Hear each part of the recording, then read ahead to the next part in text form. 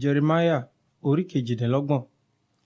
Ó sì ṣe ilé ọdún kan náà lé àtètèkọ́ bẹ̀rẹ̀ ìjọba Sedekiah ọba Juda lé ọdún kẹrin àti oṣù karùn-ún, tí Hananiah ọmọ Aṣuri wòlíì tí í ṣe ti Gibeoni wí fún mi ní ilé Olúwa níwájú àwọn àlùfáà àti gbogbo ènìyàn pé, báyìí ilé Olúwa àwọn ọmọ ogun Ọlọ́run Israẹli wí pé, èmi ti ṣẹ́ àjàgà ọba Bábélì.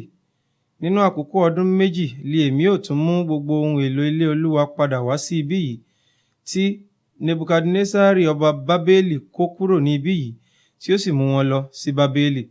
Èmi ó sì tún mú Jekoniah ọmọ Jehoiakimu ọba Juda pẹ̀lú àwọn ìgbèkùn Juda tí ó ti lọ sí Bábélì padà wá sí ibí yìí, ilé Olúwa wí, nítorí èmi ó sì ṣẹ́ àjàgà ọba Bábélì.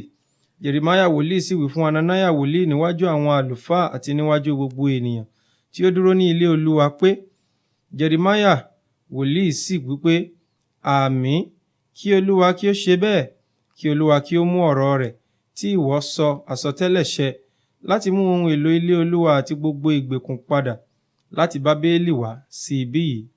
Ṣùgbọ́n nísinsìnyí ìwọ gbọ́ ọ̀rọ̀ yìí tí mo sọ sí etí rẹ àti sí etí ènìyàn gbogbo. Àwọn wòlíì tí ó ti ṣáájú mi àti ṣáájú rẹ ní ìgbàanì sọ àsọtẹ́lẹ̀ púpọ̀, àti sí ìjọba ńlá ní ti ogun àti ibi àti àjàkálẹ̀ àrùn. Wòlíì nì tí ó sọ àsọtẹ́lẹ̀ àlàáfíà, bí ọ̀rọ̀ wòlíì náà bá ṣẹ, nígbà náà ni a ó mọ wòlíì náà pé Olúwa rán nítòótọ́.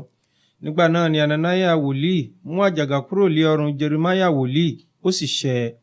Hananiah sì wí níwájú gbogbo ènìyàn pé, báyìí li Olúwa wí, bẹ́ẹ̀ gẹ́gẹ́ li èmi ó ṣẹ́ àjàgà Nebukadnesari ọba Bábélì kúrò lé ọrùn orílẹ̀-èdè gbogbo ní ìgbà ọdún méjì.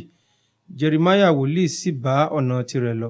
Nígbà náà ni ọ̀rọ̀ Olúwa tọ̀ Jeremiah wòlíì wá, lẹ́yìn ìgbà tí Hananiah wòlíì ti ṣẹ́ àjàgà kúrò lé ọrùn Jeremiah wòlíì wípé, lọ sọ fún Hananiah wípé, báyìí li Olúwa wí, ìwọ ti ṣẹ́ àjàgà igi, ṣùgbọ́n ìwọ ó sì ṣe àjàgà irin ní ipò wọn.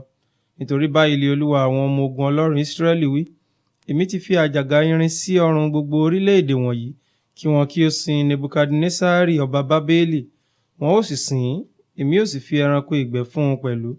Nígbà náà ni Jeremiah wòlíì wí fún Hananiah wòlíì pé, gbọ́ nísinsìnyí, Hananiah, Olúwa kò rán ọ, ṣùgbọ́n ìwọ jẹ́ kí ènìyàn yìí kí ó gbẹ́kẹ̀lé èké.